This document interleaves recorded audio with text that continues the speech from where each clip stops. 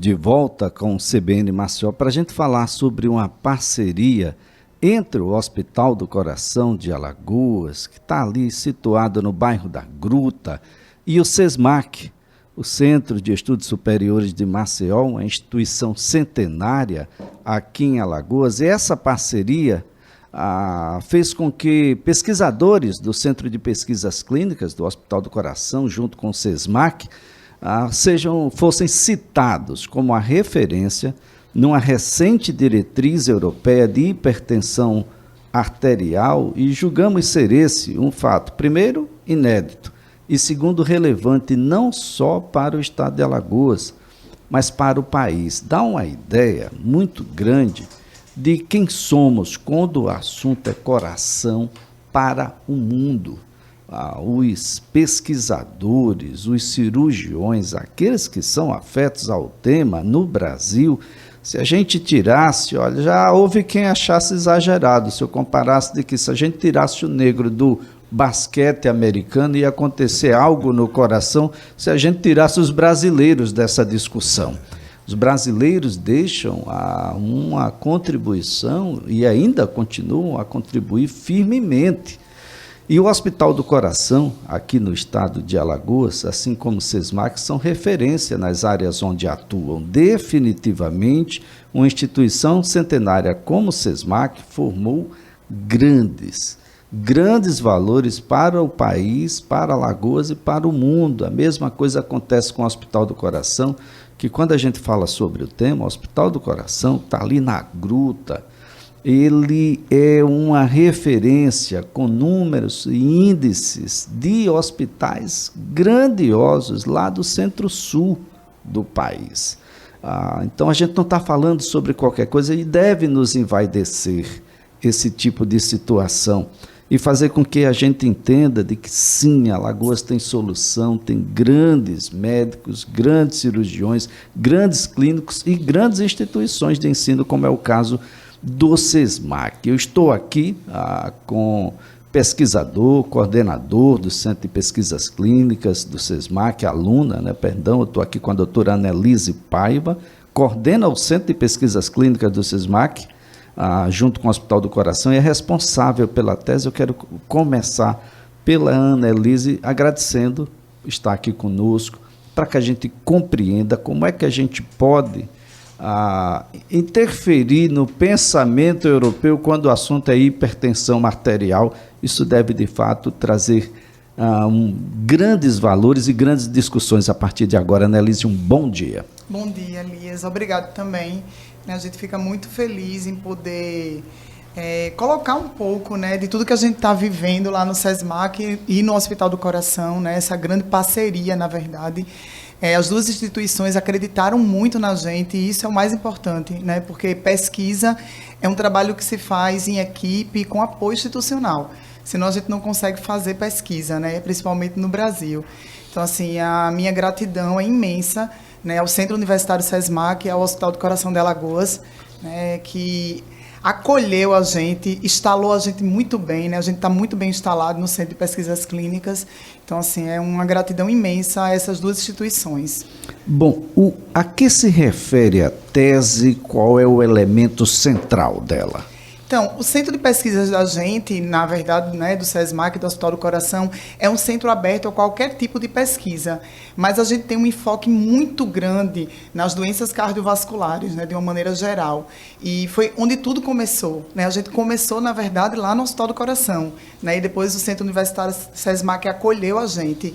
E a gente vem trabalhando há algum tempo com um olhar diferente da pressão arterial, que é um olhar dessa pressão mais perto da aorta, que a gente chama de pressão central.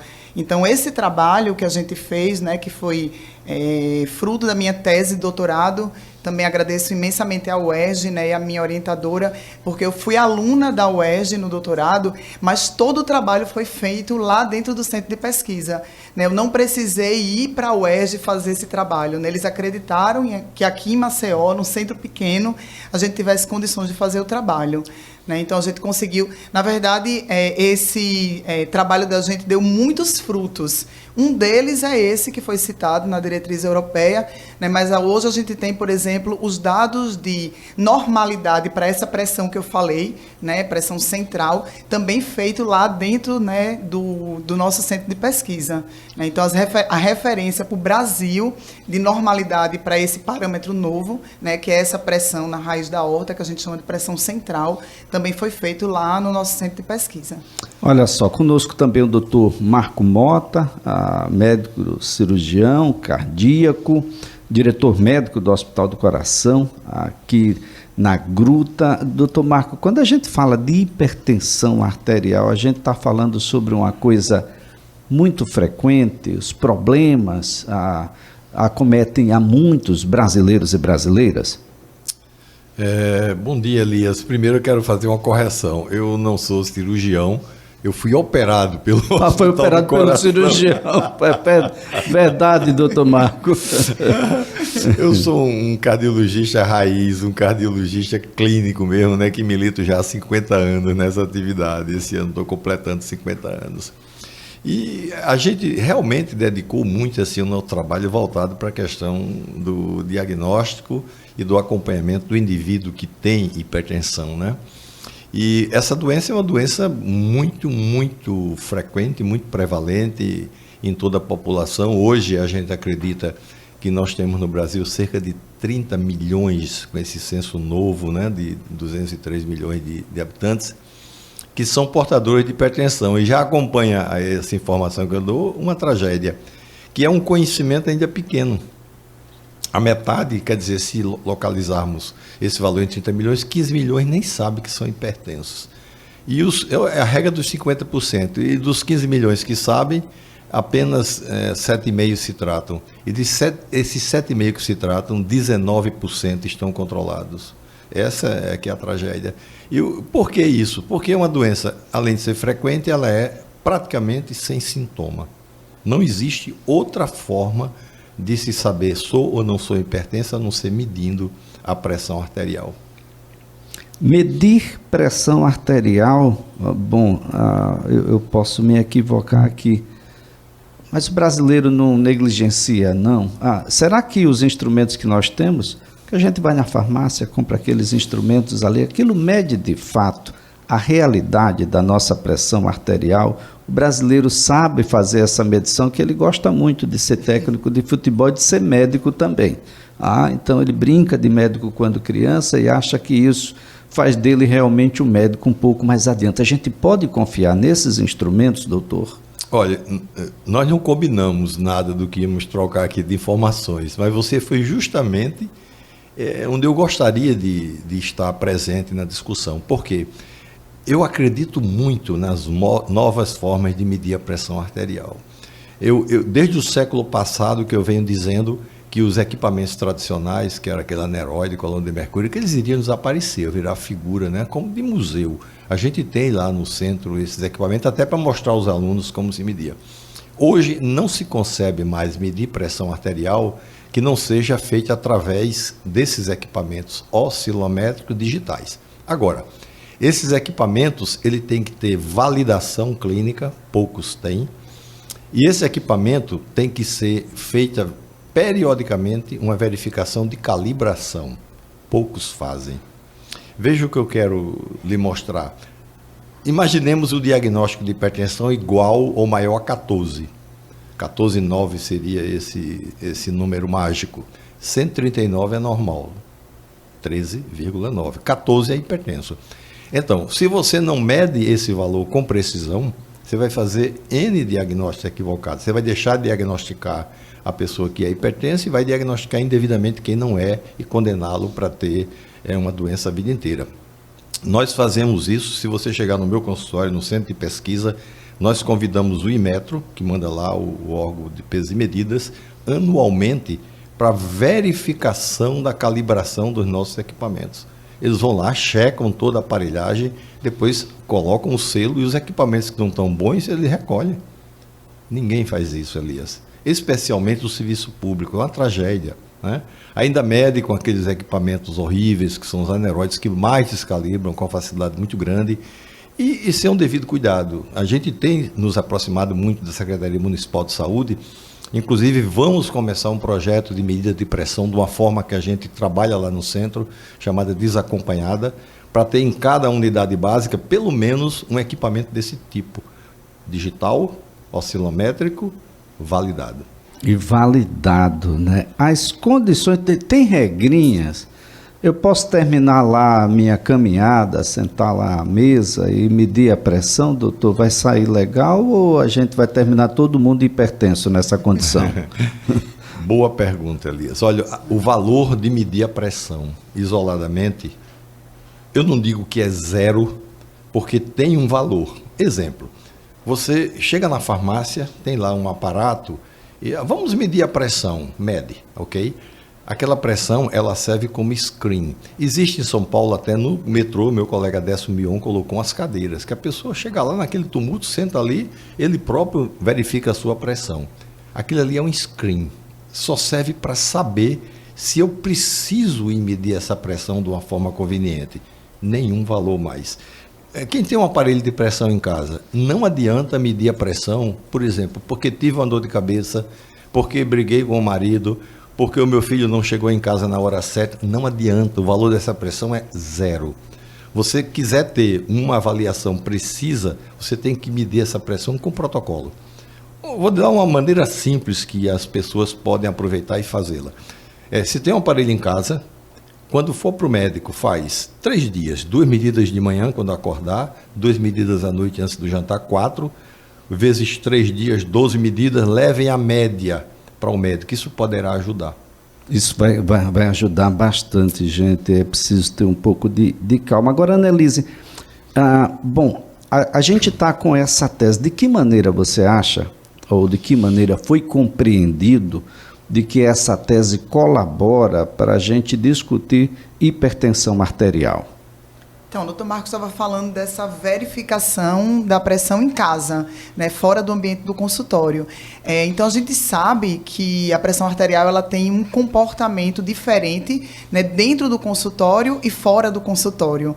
Então, foi exatamente isso que a gente fez. A gente verificou essa pressão dentro do ambiente do consultório e fora do ambiente do consultório, com um equipamento que verificou 24 horas, né? O paciente ficou com o equipamento durante 24 horas, olhando a pressão periférica, na periferia, que é a que a gente está acostumado a verificar, e também a pressão central, para ver esses comportamentos. Quer dizer, a hipertensão que a gente chama de avental branco, mascarada, o que é isso? É aquele paciente que, quando chega no consultório, ele tem o que a gente fala de reação de alarme, né? Diante do médico, aquela pressão fica um pouco alterada. E a gente percebeu que essa pressão não é uma pressão livre de... É uma pressão que a gente tem que ter um olhar para ela também. Então, se aquele paciente ele altera a pressão, né, diante do médico, ele também alterou essa pressão na raiz da aorta, né? Então, isso foi bem importante para a gente. Como também o paciente mascarado, que é aquele que chega no consultório, o médico verifica pressão normal, mas em casa a pressão dele é alterada. Então as questões de humor... de momento, elas dão, apimentam ou não essa pressão, ou seja, o emocional tem um componente que é expressivo?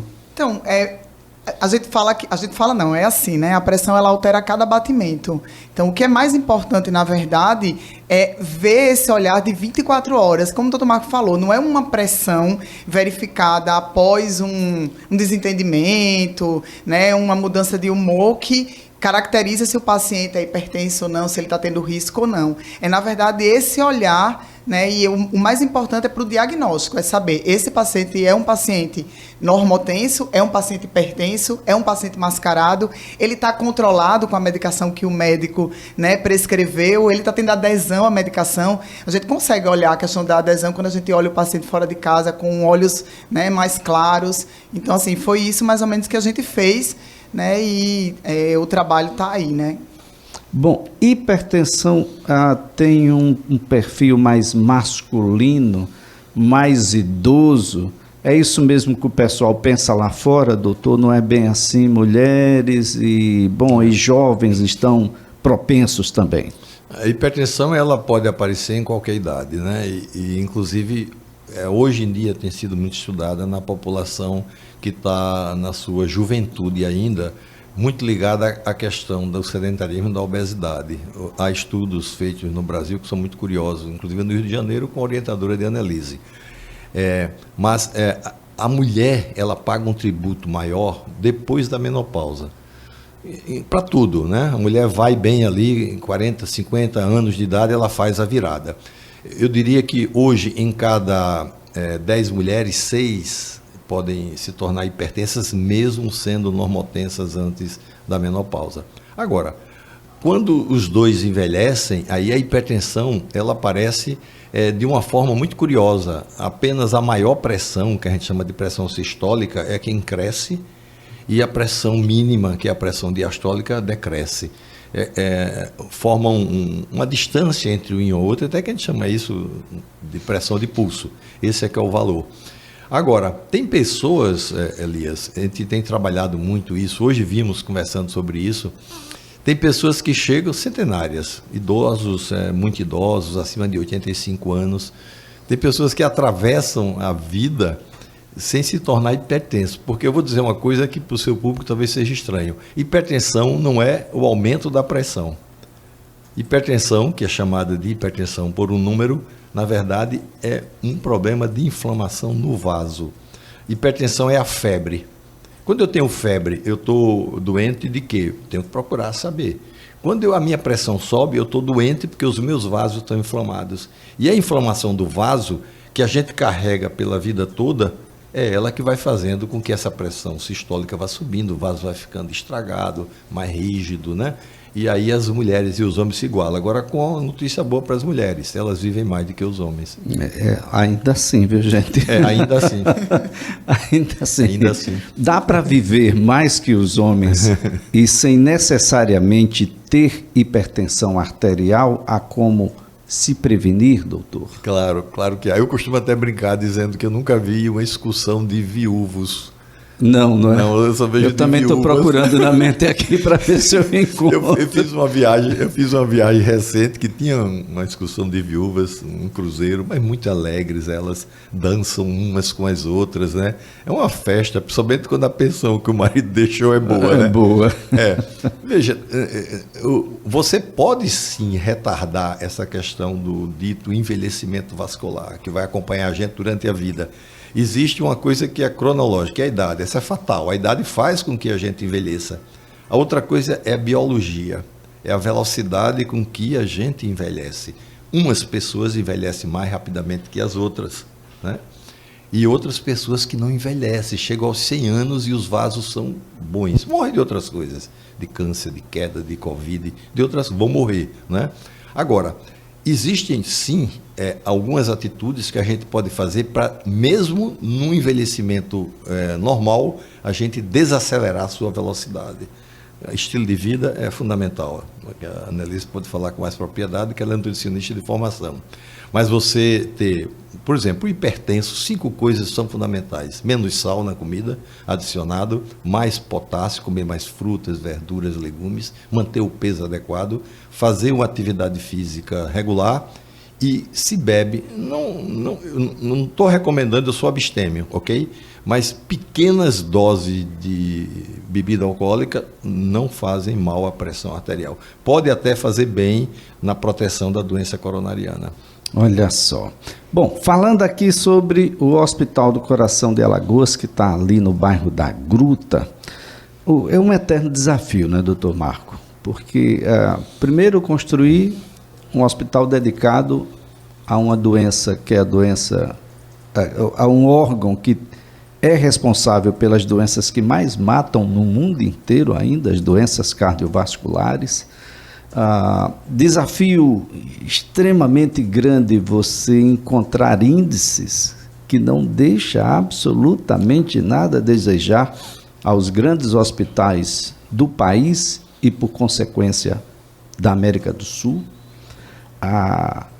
Os próximos desafios e que passam a ser vencidos agora pelo Hospital do Coração é a formação de novos cirurgiões, novos clínicos, de uma equipe que é multidisciplinar, e o hospital passa a ser escola também. E aí a Annelise vem e nos brinda também com essa possibilidade, junto com o SESMAC, de fazer ciência, doutor. Aí a gente amadureceu, agora estamos completos. Juntando a fome com a vontade de comer, A né, como a gente diz. também, né? E veja, Lígia, eu quando começamos aqui, eu falei para você o seguinte: eu tenho 50 anos de formado. Eu nunca mandei um paciente meu para fora do meu estado. Alguns foram, porque desejaram, né? Até minha mulher, uma vez que precisou, fez o cateterismo aqui, e na hora de fazer a intervenção, eu liguei para o Ricardo. O Ricardo estava na França. Doutor Ricardo César. Doutor Ricardo César. E ele disse: Marco, eu vou demorar 15 dias aqui. Leve a sua mulher. E eu levei. E depois eu tive que trazê-la de volta para consertar. Eu fui alvo disso. No mês de maio, foi um mês complicado para mim. Tive um desconforto, estava em São Paulo, no aeroporto, tive um episódio de liga-desliga, desliga-liga, quero dizer. Mas minha vontade é vir para casa. Por quê? Aqui eu sei que eu tenho uma estrutura hospitalar da maior confiabilidade possível, né? Não só a estrutura física do hospital, mas especialmente a estrutura acadêmica e profissionalíssima, competente, né? Quero ir para casa, minha filha testemunha disso. Painho, não vou ficar em São Paulo, eu quero ir para o Hospital do Coração, porque ali eu vou encontrar quem? As pessoas com quem eu confio e que vão realmente resolver o meu problema. E foi assim que foi feito. E tive o prazer, por exemplo, Elias, a doutora Eveline, que no primeiro procedimento, ela colocou meu marca-passo. A doutora Eveline foi minha aluna. A doutora Eveline, ela aprendeu a olhar a arritmia na minha sala. Eu tenho uma sala contígua no meu consultório, e aquela criança que eu botei no colo, porque a Eveline, ela foi, a mãe dela era minha companheira de infância na Rua do Supapo. Eveline ficava de lado. Marco, me diga assim o que é isso. Eu ia mostrar para ela. A gente trabalhava com Holter. Foi a essa moça que eu entreguei meu coração, com toda a confiança. O Saulo, outra pessoa muito jovem, Carlos Romério, e em seguida ao Ricardo e ao filho, o Rafael.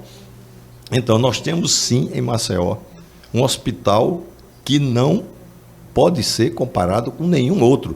Pode ter iguais, com a mesma funcionalidade, mas além disso, eu estou em casa, né? Com os amigos, posso até abusá-los na hora que eu preciso, fora de hora, para ligar. Então, temos sim em Maceió. E agora, como a Annelise coloca, esse viés também acadêmico, que se fortalece muito, né? A gente recebe no centro de pesquisa todos os residentes. A Annelise podia comentar isso aí com... Annelise, fala com a gente aí, essa residência, gente, isso é super importante. Para onde vai todo esse vasto conhecimento adquirido? Tem que ir para algum lugar, né? Que seja para os residentes, né? Para que eles possam dar continuidade. Hoje a gente tem, né, no centro de pesquisa recebido, né, tanto os residentes lá do Hospital do Coração, né, que estão fazendo a residência, né, na área de cardiologia, como também os residentes do Centro Universitário SESMAC, né, os residentes de Medicina de Saúde da Família e Comunidade, e os residentes de Medicina do Trabalho, né, mostrando como é importante a questão da pesquisa também dentro da residência. Né? Então, eles ficam com a gente, eles passam em sistema de rodízio, né, um tempo lá dentro do centro de pesquisa junto com a gente.